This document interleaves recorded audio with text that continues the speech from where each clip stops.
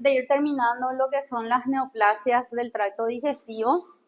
Después nos va a faltar las partes inflamatorias, colitis, Crohn, celiaquía, ¿qué más? Vamos a ver si terminamos hígado, páncreas, también para la parcial grande. Bueno, tumor de glándulas salivales, aquí tenemos que tener en cuenta que existen realmente según la clasificación como 30 tipos histológicos, ¿verdad? Pero nosotros vamos a desarrollar los más frecuentes. Ellos pueden ser benignos o malignos y entre el 65-80% están en la glándula parótida, que es la localización más frecuente, y uno de ellos ustedes han visto en el laboratorio, que es el adenoma pleomorfo.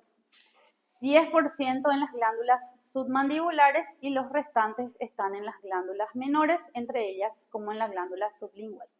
Entonces vamos a empezar hablando del adenoma pleomorfo, que es la lámina que estuvieron mirando en el laboratorio, que él, según la clasificación histológica, es considerado un tumor mixto, ya que está constituido por elementos epiteliales y mesenquimales. 60% de las neoplasias están ubicadas en la parótida, entonces su ubicación más frecuente, son menos frecuentes en la submandibular y en la sublingual. Son tumores benignos que están constituidos por dos componentes, como ustedes lo han descrito: epiteliales, ductales, que forman ductos, ¿verdad? Y el mioepitelial, que sería su otra celularidad que está presente también en esta neoplasia.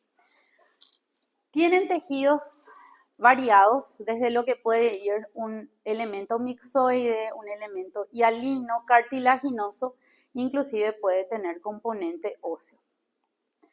Morfológicamente los adenomas son masas redondas. Si son pequeñas son imperceptibles y hay veces que esto es un diagnóstico que es realizado por, digamos, como un hallazgo incidental. Hay veces que, por ejemplo, una paciente o un paciente tiene mucha cefalea por otro motivo, por ejemplo, migraña, y es solicitada una tomografía y en esa tomografía se identifica la neoplasia a nivel de la glándula. O sea, es por otro motivo de consulta y a veces es un hallazgo incidental. Otras veces sí corresponde ya a una masa bien delimitada que tiene un crecimiento por lo cual el paciente acude a la consulta.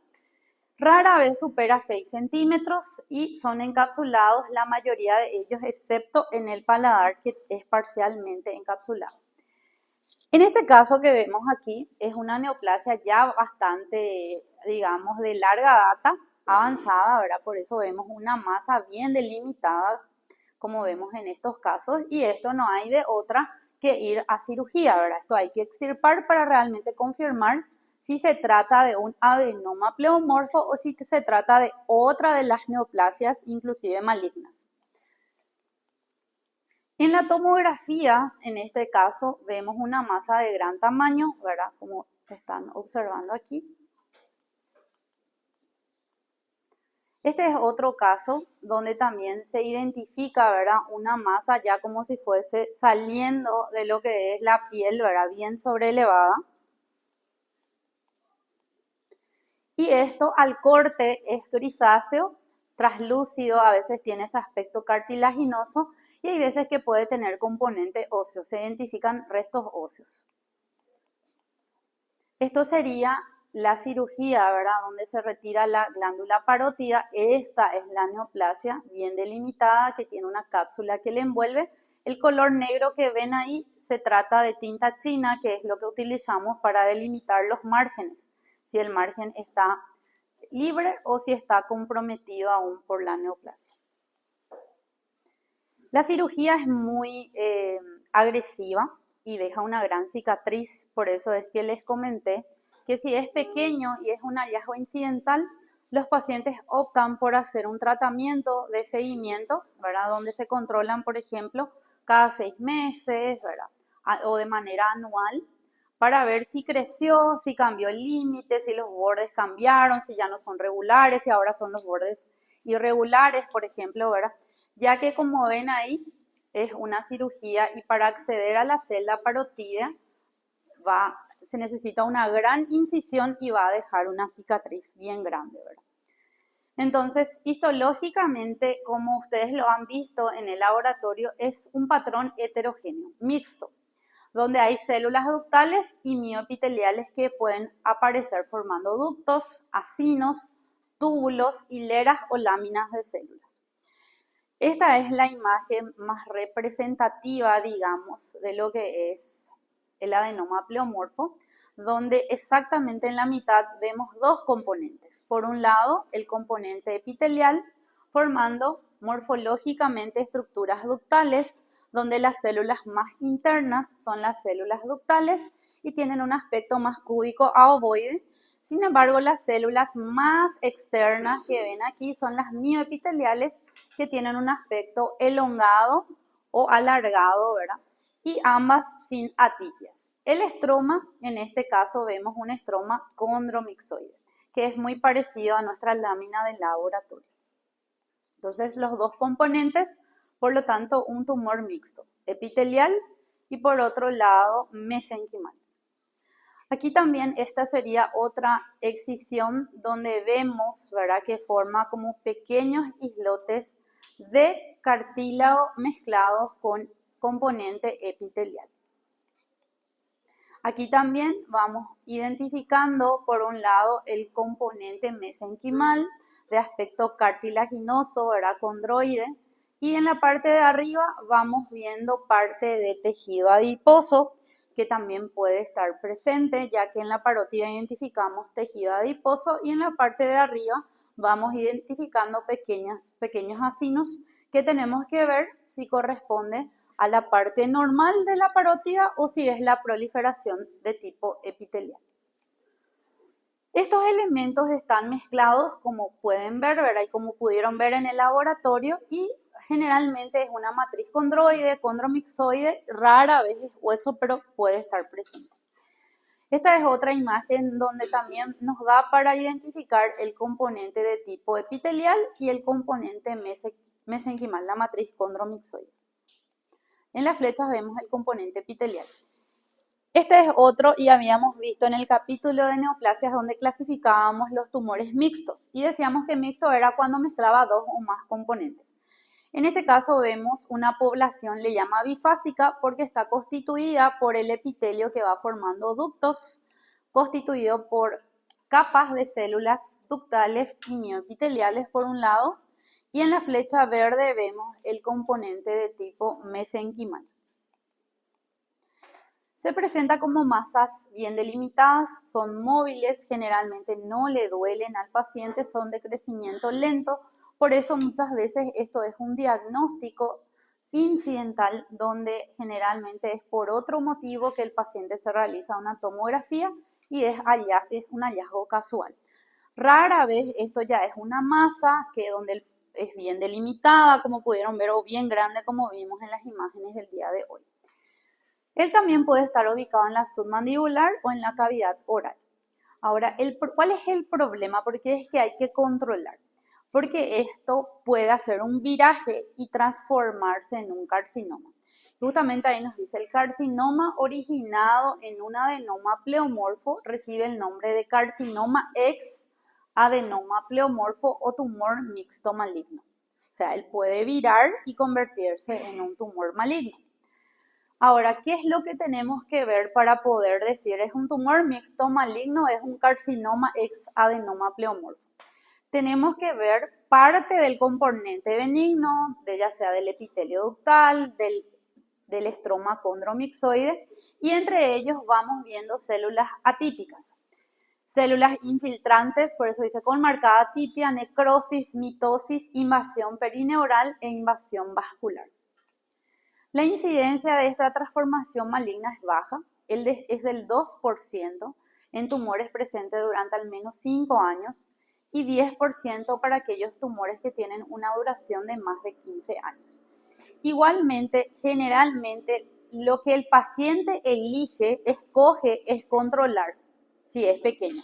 Nadie quiere tener una cicatriz que abarque prácticamente gran parte del rostro y que descienda al cuello, ¿verdad? Entonces, generalmente lo que se hace es expectar y controlar cuánto va creciendo, ¿verdad? Y a veces, dependiendo del tamaño, ¿verdad?, dependiendo de la edad, el médico dice, bueno, vamos a hacer un control tomográfico cada 6 meses o de manera anual. Entonces se va controlando si ese tumor mantiene el mismo tamaño o si creció. Para diagnosticar, entonces, adenoma, o sea, carcinoma hexadenoma pleomorfo, se tienen que hallar restos reconocibles de este último, o sea, tenemos que encontrar componentes condroides, mixoides, etc. Si aparecen, son una de las neoplasias más agresivas con una mortalidad alta del 30 al 50% en los 5 años. O sea, si es que esto vira, la mortalidad es alta. Luego tenemos el tumor de Warthin.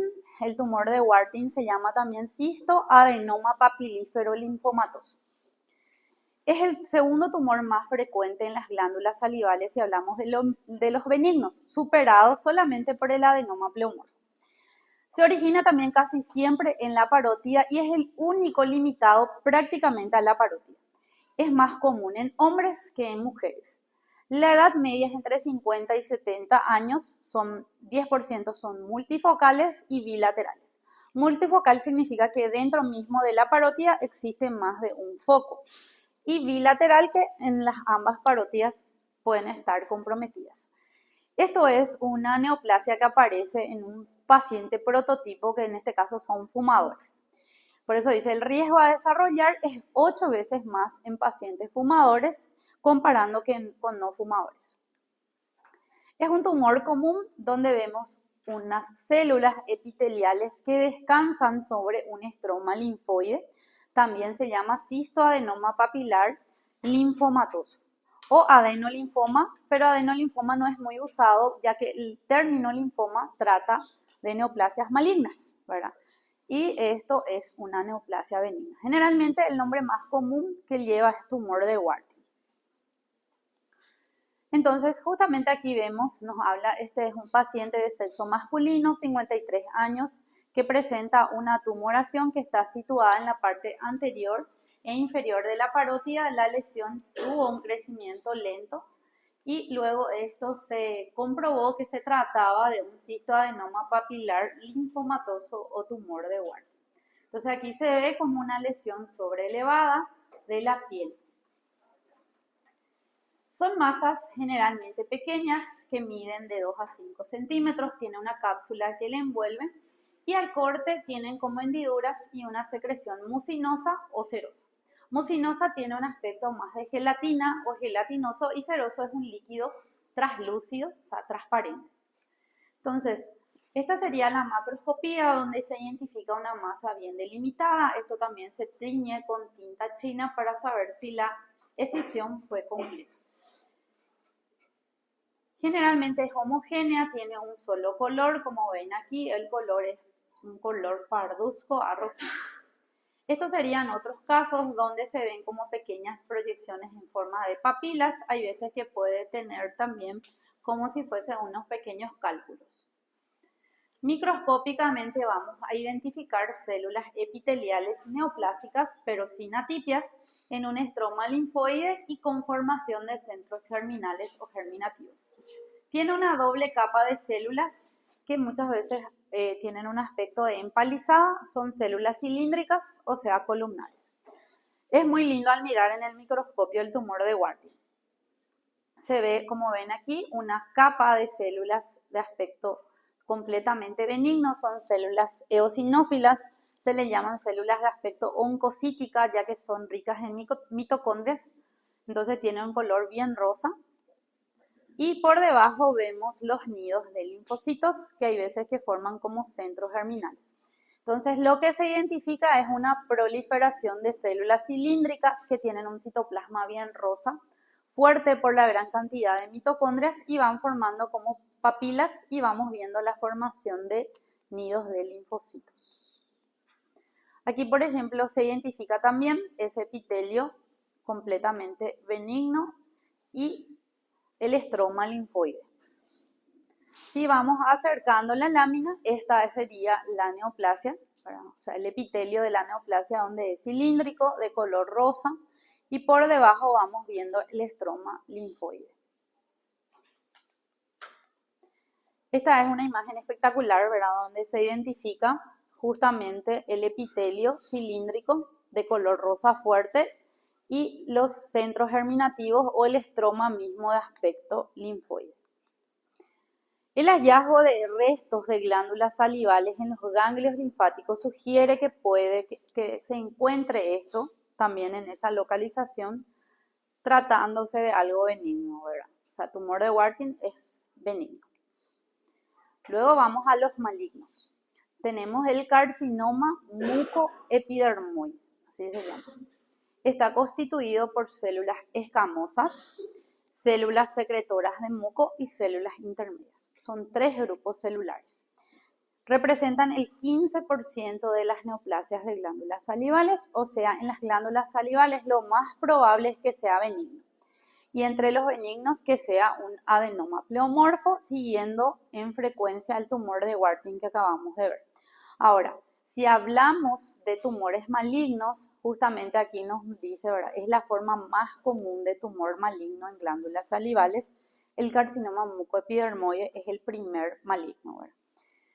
Él se ubica también en la parótida como ubicación más frecuente, 60 a 70%. Morfológicamente son tumores grandes, pueden llegar a medir 8 centímetros, ¿verdad? Y aunque parecen bien circunscriptos y carecen de una cápsula, producen infiltración de los márgenes. Esto nos habla, por ejemplo, nos dice una adolescente de 12 años que luego se confirmó que se trataba de un tumor mucoepidermoide. La neoplasia, como ven aquí, prácticamente es de gran tamaño, ¿verdad? Y empezó a invadir estructuras más profundas y es difícil de extirpar cuando invade ya estructuras profundas, de extirpar en su totalidad. El color es variable, o sea, tiene un patrón heterogéneo, pálido, blanco grisáceo, a veces presenta quistes llenos de mucina.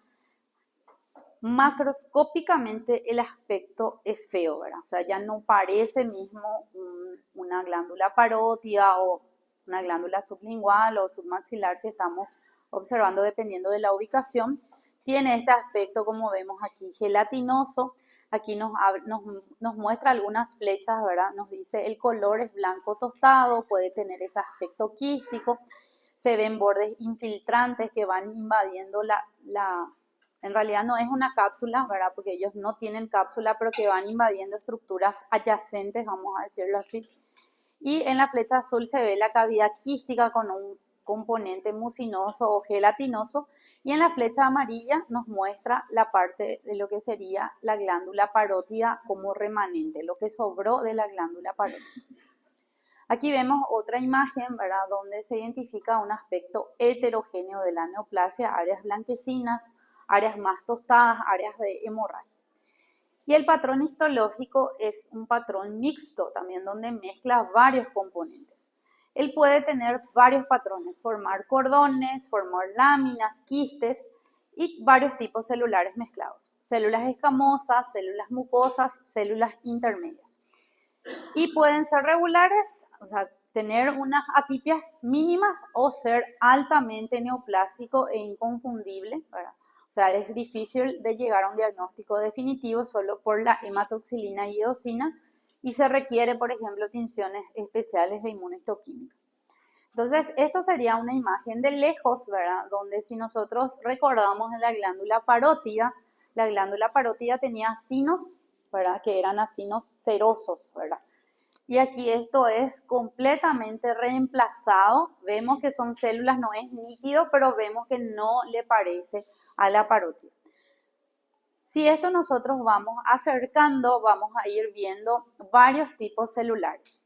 Justamente las células mucosas, donde el núcleo se ubica generalmente hacia la base y tiene la mucina apical, lo cual nos va a indicar de que esto probablemente se trate de un mucoepidermoide, que es una de las células que tenemos que buscar. Otra de las células son células intermedias que se parecen a las escamosas, ¿verdad? Donde vamos viendo ya pleomorfismos celulares, ¿verdad? Células fusiformes, células redondas, células que tienen esos ojitos como nucleolos evidentes. Si nosotros vamos acercando, vamos viendo el pleomorfismo ya bastante marcado, que ya hay mitosis, entonces ya vamos sumando puntos de decir esto se trata de un carcinoma mucoepidermoide.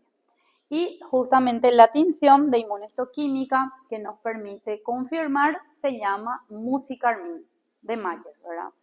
Mucoepidermoide, Musi-Carmin, que es lo que va a teñir generalmente esta neoplasia. Otro de los marcadores, es el Ki67, que aparte de ser un marcador de inmunohistoquímico, sirve para predeterminar, digamos, cuán rápido se va dividiendo. Mide las mitosis, ¿verdad? Entonces, generalmente el Ki67 es un marcador mitótico también. El curso clínico y el pronóstico dependen mucho del grado. Los tumores que son considerados de grado bajo pueden producir invasión local solamente, pero recidivar en 15% y rara vez producir metástasis. En estos casos, la supervivencia a los 5 años del 90%, esto significa de buen pronóstico. 90% es una buena sobrevida. Ahora, los de alto grado o aquellos que son intermedios o moderadamente diferenciados, ¿verdad? Son invasivos, son difíciles de extirpar, lo que dijimos hace rato, porque invaden muchas veces ya tejidos profundos y quedan remanentes neoplásicos que vuelven a crecer. Entonces ellos se diseminan a lugares distantes muchas veces, ¿verdad? Y en ellos la tasa de supervivencia es solo del 50%. Tenemos otros tumores de glándulas salivales que son el adenoide quístico y el tumor de células acinales. El adenoide quístico es raro, 50% de casos se localiza en glándulas menores, sobre todo en el paladar. Entre las mayores, en la parótida y en la submandibular, son las localizaciones más frecuentes, más comunes. Por ejemplo, estos ya son neoplasias que realmente tuvieron larga data para que llegue a esto. Se le llama también cilindroma por el aspecto que tiene de cilindro, ¿verdad? Morfológicamente nos habla aquí. Este es un paciente de 56 años, ¿verdad? Fue diagnosticado posteriormente con cilindroma de la parótida. La lesión tuvo un rápido crecimiento, nos dice que fue fijando planos profundos. También a la piel estaba bastante adherido y empezó a formar como un absceso, ¿verdad? También se han descrito neoplasias similares en lo que es nariz, senos y vías aéreas superiores. Morfológicamente son lesiones que pueden ser de tamaño variable. Puede que sean pequeños o de gran tamaño. No tienen una verdadera cápsula, por eso le dicen mal encapsulado. Histológicamente están constituidas por células con núcleos oscuros, escaso citoplasma y pueden adoptar varios patrones: tubular, sólido y cribiforme. Entonces justamente aquí nos muestra una imagen donde nos dice proliferación de células malignas, ¿verdad? Células pequeñas, uniformes, hipercromáticas, que prácticamente se van disponiendo en forma de espacios pseudoquísticos, forman como áreas quísticas, como pequeñas lagunas. Creo que tengo otra imagen más linda que esta. Esto, por ejemplo, está súper lindo. Aquí sí se ve el patrón clásico adenoide quístico, donde van formando como pequeñas lagunitas, ¿verdad? Como vemos aquí, pequeños ductos que están revestidas por células atípicas, hipercromáticas con escaso citoplasma. Y de este otro lado vemos el patrón cribiforme, que generalmente el patrón cribiforme viene de cribas, tiene como una imagen en sacabocados, se le llama también, o como múltiples agujeros que se ven. El patrón cribiforme, quien va a exponer próstata seguramente leyó, y el cribiforme en el carcinoma de próstata entran en los últimos estadios, ¿verdad? Entran ya en el pobremente diferenciado que es el grado 8 del score de Gleason, que seguramente estuvieron leyendo el grupo que va a exponer cáncer de próstata. Y aquí ocurre algo parecido, cribiforme, entonces esto es un patrón de alto grado. Este sería exclusivamente el patrón cribiforme. Los espacios que van quedando, eso que vimos como pequeñas lagunitas, es un material hialino parecido al cartílago hialino que está presente. pero no es cartílago hialino, sino que es un material hialino que se le llama así por su aspecto translúcido. Y justamente aquí vemos otra neoplasia, nos dice carcinoma adenoide quístico tubular y cribiforme, ¿verdad? Cribiformes son aquellos que tienen ese aspecto de agujero o sacabocados y justamente aquí van invadiendo un nervio. Ellos les gusta atacar los nervios, hacen invasión perineural. La invasión perineural es un criterio bien maligno en el caso de los pronósticos del estadio patológico del paciente. Son tumores de crecimiento lento, ¿verdad? Pero igualmente ellos invaden espacios perineurales, hacen una diseminación amplia, ya que son considerados de alto grado y justamente hacen metástasis a órganos como hueso, hígado y cerebro. Aquí vemos otra invasión perineural, ¿verdad? Por estas neoplasias, nervios que están, digamos, están siendo rodeados por patrones cribiformes y patrones como más sólidos. La tasa de supervivencia en esta neoplasia, si es a los 5 años, hablamos del 60 al 70%, a los 10 años del 30% y a los 15 años del 15%. Tiene una sobrevida baja a medida que va pasando, transcurriendo los años y depende a su vez si ya hizo o no hizo metástasis. Luego tenemos el carcinoma de células acinares. En este caso son células acinares serosas. No es muy frecuente, es una de las más infrecuentes, 2 a 3% de los tumores de las glándulas salivales y en la mayoría de los casos se identifica en la glándula parótida, rara vez en la submandibular o en las otras. Puede ser uni o bilateral, es bien delimitado, tiene un citoplasma claro, abacolado, puede ser sólido y puede tomar varios patrones, ya sea láminas, áreas quísticas, áreas glandulares, foliculares, papilares. Presentan anaplasias y mitosis, aunque sean escasas, esto empeora el pronóstico. Justamente aquí nos dice el patrón macroscópico de un tumor de células acinares, es una masa bien redondeada, hasta parece que tiene como una cápsula, pero esto microscópicamente vamos identificando un patrón de células acinares que hace como pequeños nidos o sábanas de células, lo cual nos habla de que es un tumor bien agresivo.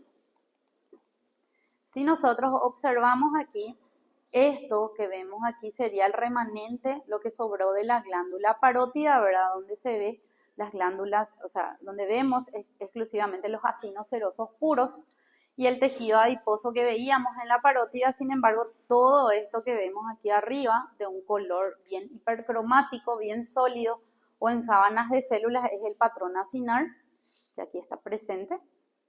Si vamos acercando la lámina, vamos viendo que las células están compactas, están juntas. Y como aquí nos dice, esto es un tumor, un carcinoma de glándulas salivales. En este caso vemos que van formando estructuras glandulares y hay partes que vamos a ir viendo, como en este caso un patrón como fusionado como en sábanas de células. En este capítulo también contempla tumores de la cavidad bucal, donde en este caso 95% de las neoplasias de cabeza y cuello justamente corresponde a los carcinomas escamosos nuevamente. Vamos a hablar justamente del carcinoma escamoso, que es una neoplasia que ya hemos hablado y sabemos que es agresivo y constituye el cáncer más común en el mundo, habíamos dicho, ¿verdad? Esto puede ocurrir en cualquier parte de la cavidad bucal, pero es común en la parte ventral de la lengua, en el suelo de la boca, en el paladar, en las encías. Puede verse como una masa ya bien delimitada o una masa nodular, ¿verdad? O puede que se vea como una lesión en forma de placa, como una mancha, como un cambio de coloración, algo que no es muy obvio, ¿verdad? Y esto cuando es bien agresivo, inclusive se va a, como ven aquí, a una resección mandibular con glosectomía, retirando la lengua. O sea, son neoplasias bien agresivas, dependiendo de qué estadio esté, ¿verdad? Porque en esto ya es salvar la vida o no, ¿verdad? y esto se reconstruye de vuelta, ¿verdad? Eso ya no es mi área, ¿verdad? Pero se hace una reconstrucción. A nosotros muchas veces nos llegó así, donde tenemos que incluir el hueso. Esto ya son neoplasias muy agresivas, ¿verdad? Hay veces que solo la neoplasia se extirpa, no, o un pedacito del hueso. Esto ya fue a resección total porque ya había compromiso de tejido óseo. Ya por la tomografía o por la resonancia ya se ve. Clínicamente entonces se ven como placas perladas, áreas irregulares, verrugosas, ¿verdad?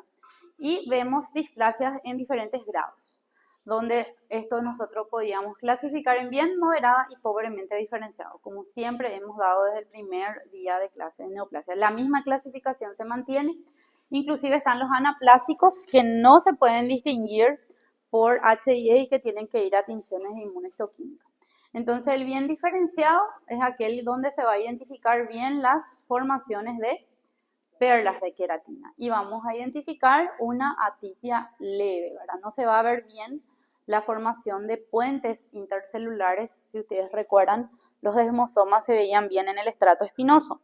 Eso no se ve, no es muy distinguible en un carcinoma, ¿verdad? Este también es un bien diferenciado, ya que vamos viendo la formación de perlas de queratina. Esto se informa hasta dónde se extiende, ¿verdad? La extensión. Ahora, en el moderadamente diferenciado ya vamos a ir viendo los nidos sólidos, la queratinización solamente alrededor de algunas células, ya no forma lo que son las perlas, sino que solamente forma pequeños focos o áreas de queratina. Y la atipia es mayor, ya es una atipia moderada, las mitosis también son mayores y ya se van perdiendo los puentes intercelulares cada vez más, ¿verdad? Ahora aquí nos dicen el no queratinizante es aquel que no forma queratina, por ende se identifican ya un pleomorfismo mayor, más marcado y vamos viendo los famosos nidos o sábanas de células donde están fusionados y ya no se distingue ningún tipo de puente intercelular, también ya la atipia es mayor, las mitosis, el contenido mitótico también es mayor. Las metástasis generalmente ocurren a los ganglios cervicales y a distancia puede ocurrir en el mediastino, pulmón, hígado y hueso. El pronóstico es desfavorable por varios factores, ¿verdad? Generalmente el diagnóstico es tardío, ¿verdad? A veces uno se da cuenta que tiene una masa en la boca, pero piensa que puede ser cualquier otra cosa, no consulta y generalmente ya llega en un estadio avanzado. Para terminar, terminamos con un caso clínico. Nos habla de un paciente de 62 años que acude a la consulta por lesión sobrelevada en la piel. Al examen físico se palpa una masa de 2,5 centímetros. En este caso se solicita una tomografía con contraste de cabeza y cuello. Se identifica la lesión, generalmente así marcan los cirujanos de cabeza y cuello la zona que van a extirpar, ¿verdad?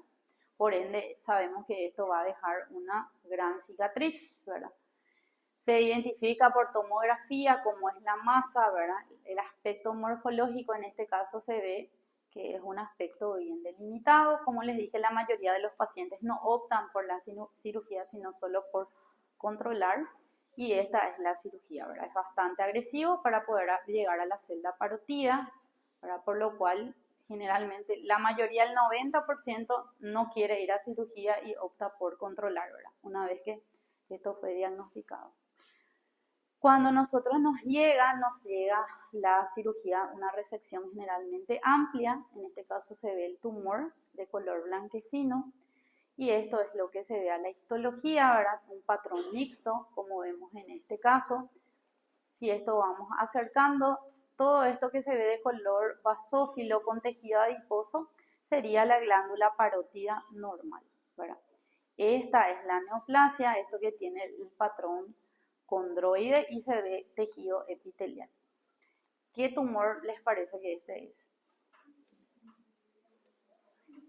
No se ve muy bien de cerca realmente, pero es un adenoma pleomorfo, ¿verdad? Que tiene los dos componentes. El componente epitelial, que se ve más oscurito, y el componente mesenquimal, que es esto que vemos de color rosa. Y este es otro caso, nos hizo un hombre de 49 años, presenta masa en parótida de crecimiento lento. Arriba se identifica la neoplasia. Se ve las células cilíndricas y el centro germinal. ¿A cuál corresponde, les parece? ¿Quién tenía células cilíndricas y centros germinales? El Warting clásico, ¿verdad? ¿Qué sería este? ¿Verdad? Esta generalmente son células cilíndricas de citoplasma rosa y se van viendo la formación o de centros germinales o se ven áreas o estroma bien linfoide. El primero era adenoma pleomorfo, ¿verdad? Y el segundo tumor de Warting. Bueno, hasta ahí es esta clase.